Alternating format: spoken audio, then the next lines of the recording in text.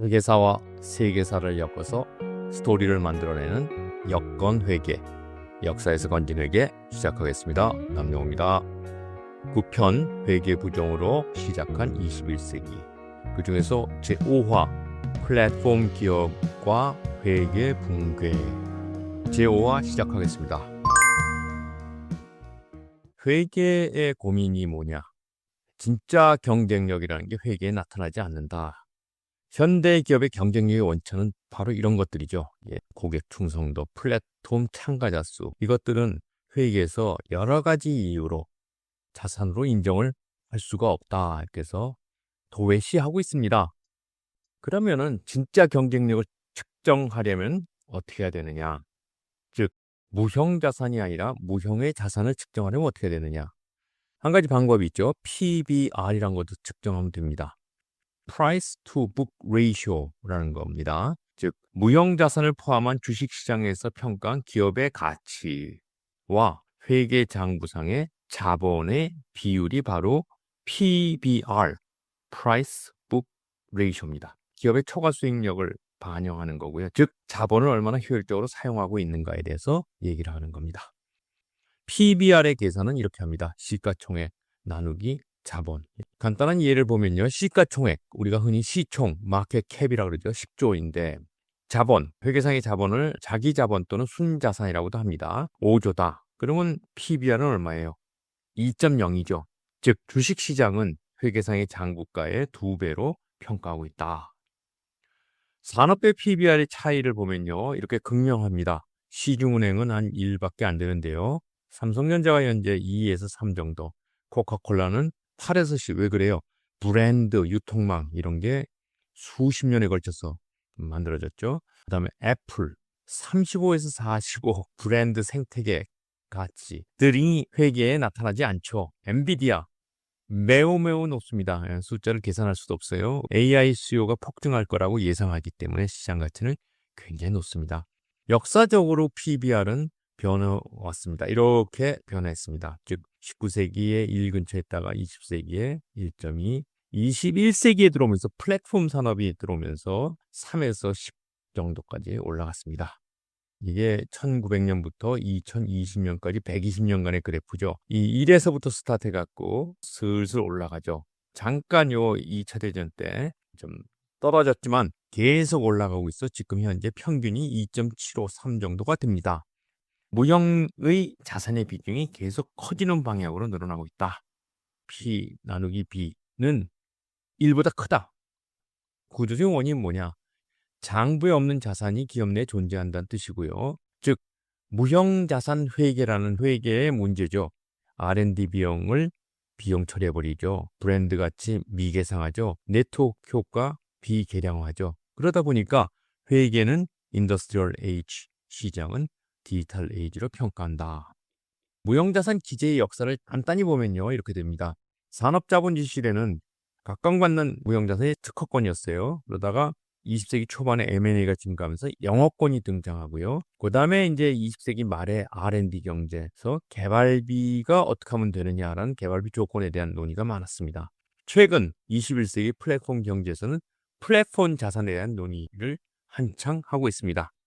20세기 후반에 들어오면서 이제 산업이 바뀌죠. 그러면서 지식산업 또는 이제 소프트웨어, 서비스, IT 뭐 이런 것들이 막 생겨나면서 점점 PBR, 장부가치 대 시장가치 괴리가 커집니다. 그러면서 일부 국가에서는 R&D를 구분해서 자산화 여부를 논의를 시작했습니다. 플랫폼 자산의 논의는 최근에 일어났습니다. 플랫폼 기업이 구글, 애플, 메타 이런 것들이 네트워크 데이터 알고리즘 등을 앞세워갖고 세상을 지배하고 있죠. 그러다 보니까 어떻게 돼요? 무형자산 정의가 확대돼야 되겠다. 어쨌든 플랫폼 기업을 위해서라도 뭘 만들어야 되겠다는 논의가 진행되고 있지만 굉장히 더딥니다. 플랫폼 기업의 전 세계화.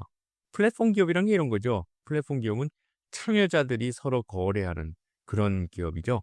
그래서 플랫폼 기업은 장터만 만들어내는 겁니다. 이런 플랫폼 기업이 뭐가 있어요? 미국의 플랫폼 기업, 애플, 알파벳, 아마존, 메타 이런 것들이 있죠. 다 다릅니다만 애플 같은 건 개발자, 사용자, 알파벳은 사용자 광고주, 유튜브가 대표적인 거죠. 그리고 아마존은 판매자 소비자, 메타는 페이스북 사용자 이런 겁니다.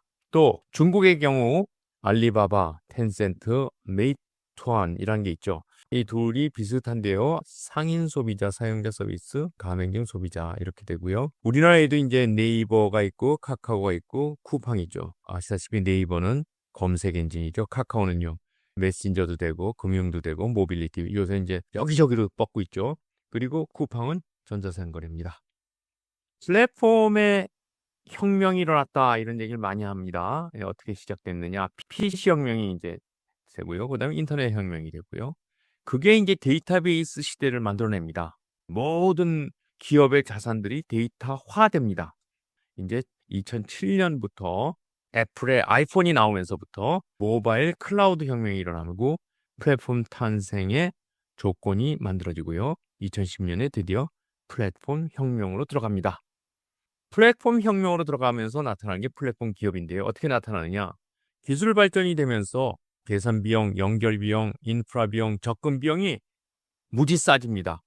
이런 비용들이 0에 수렴하니까 어떻게 돼요? 너도 나도 플랫폼에 뛰어듭니다. 그러면서 플랫폼 기업이 자연스럽게 등장하는 겁니다.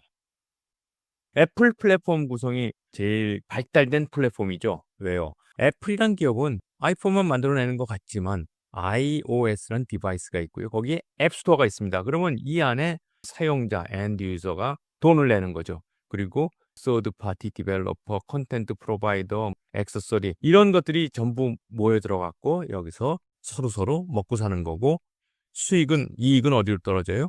애플로 가는 거죠. 그러다 보니까 애플의 진짜 무형의 자산은 뭐냐? 플랫폼입니다.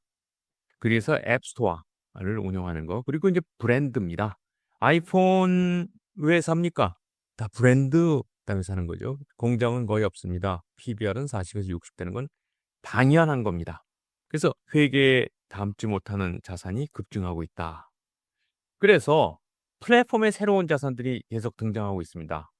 플랫폼은요 언제나 양면 시장입니다. 투 사이드 마켓이라 그러죠. 그래서 우버, 운전자와 승객, 유튜브, 크리에이터와 시청자, 앱스토어와 개발자, 사용자 이렇게 양쪽을 가지고 있는 게 플랫폼의 특성입니다. 플랫폼은 언제나 네트워크를 가지고 있습니다. 그 네트워크의 기본 원칙이 뭐냐? 네트워크의 가치는 사용자 수의 제곱에 비례한다라는 맥카프의 법칙이 있습니다. 100명이 들어와 있으면은 만이라는 가치가 되는데 1000명이 들어와 있으면 어떻게 돼요? 100만이라는 가치가 되는 거죠. 만에서 100만을 뛰는 겁니다. 또 사용자 수가 늘어난다 그래도 한계 비용이 거의 0으로 가기 때문에 사용자 한 명이 추가되는 거 서버 비용만 증가되는 거죠. 그래서 거의 0입니다. 네트워크 규모가 커질수록 이익은 폭발한다. 그래서 플랫폼 기업의 가치들은 이런 게 그 가치의 원천입니다만 기존 회계로는 자산으로 인정할 수가 없습니다. 그래서 이제 논의되는 게 뭐냐? 새로운 자산을 만들어내자. 그중에 첫 번째 주자가 누구냐? 네트워크 자산이라는 겁니다. 사용자 수 곱하기 상호작용 밀도, 경제학 플랫폼 이론이라는 데 도출되는 건데요. 회계에서는 그렇지만 인정할 수 없다. 이렇게 나옵니다. 왜? 이 네트워크라는 기업이 소유한 게 아니에요. 사용자들이 알아서 들어간 거예요. 그러다 보니까 회계에서 기본인 자산이 되려면 통제의 요건이 있습니다. 그래서 회계의 자산으로 인정하지 못한다. 또 데이터 자산이란 거 데이터셋을 자산으로 인식하자 이런 얘기인데요.